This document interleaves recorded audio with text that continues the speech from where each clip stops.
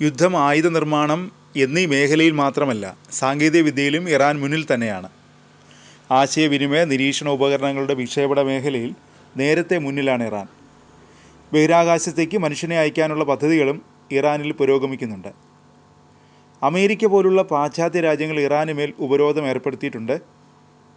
1979 ഇസ്ലാമിക വിപ്ലവത്തിന് ശേഷമുള്ള ബഹിരാകാശ പദ്ധതിയിലെ പുരോഗതി എടുത്തു പറയാറുള്ളതാണ്. ഇറാനിയൻ ഗവേഷകർക്ക് അവരുടെ മേഖലയിൽ ഇത് ആത്മവീര്യം കൂട്ടുന്നതാണ്.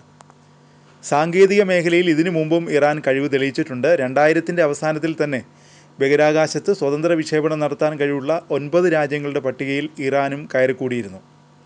2009 ഫെബ്രുവരി 2-ന് ഇറാൻ അവരുടെ ആദ്യത്തെ പ്രവർത്തനക്ഷമമായ ഉപഗ്രഹം ഒമിദ് വിക്ഷേപിച്ചു.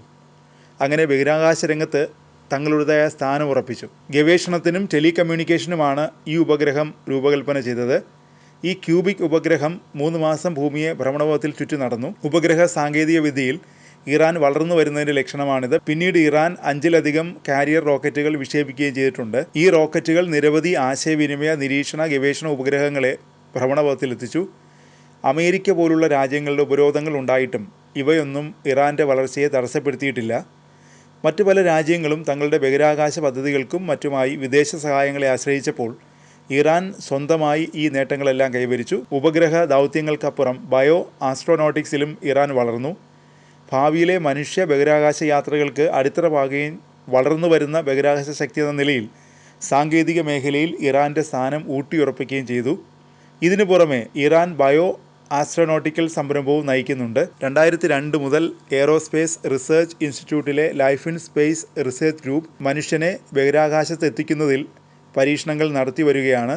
അതിനു മുന്നോടിയായി ജീവജാലങ്ങളെ ബഹിരാകാശത്തേക്ക് കൊണ്ടുപോകാൻ കഴിവുള്ള പ്രത്യേക ബയോ ക്യാപ്സ്യൂളുകൾ വികസിപ്പിക്കാനാണ് ഇറാൻ്റെ ശ്രമം. ഇതിൻ്റെ ഭാഗമായി പ്രതിരോധ മന്ത്രാലയത്തിനും സായുധ സേനാ ലോജിസ്റ്റിക്സിനും കീഴിലുള്ള ഇറാൻ എയ്റോസ്പേസ് ഇൻഡസ്ട്രീസ് ഓർഗനൈസേഷനുമായി എയ്റോസ്പേസ് റിസർച്ച് ഇൻസ്റ്റിറ്റ്യൂട്ട് പങ്കാളിത്തം സ്ഥാപിക്കുകയുണ്ടായി. 2006 നവംബറിൽ കാവോഷ്കർ എ പരീക്ഷണ റോക്കറ്റിൻ്റെ വിക്ഷേപണത്തോടെയാണ് പ്രോഗ്രാമിൻ്റെ പ്രാരംഭഘട്ടങ്ങൾ ആരംഭിച്ചത്. 2010 ഫെബ്രുവരി 3-ന് ഇറാൻ നടത്തിയ മറ്റൊരു പ്രധാനപ്പെട്ട കയ്യൊപ്പാണ് ഒരു എലി, 2 ആമകൾ, നിരവധി പുഴുക്കൾ തുടങ്ങിയവ അടങ്ങിയ ബയോ ക്യാപ്സ്യൂൾ ഘടിപ്പിച്ച കാവോഷ്കർ ബി റോക്കറ്റ് വിക്ഷേപണം. ഈ ദൗത്യം ഇറാന് ചരിത്ര സംഭവമായിരുന്നു. 2013-ൽ ഇറാൻ വീണ്ടും തങ്ങളുടെ സാങ്കേതിക മികവ് തെളിയിക്കുന്നു. ജനുവരി 28-ന് 3 വയസ്സുള്ള റീസസ് മക്കാക്കി എന്ന കുരങ്ങിനെ ഇറാൻ വിജയകരമായി ബഹിരാകാശത്തേക്ക് വിക്ഷേപിക്കുകയും സുരക്ഷിതമായി തിരികെ കൊണ്ടുവരികയും ചെയ്തു.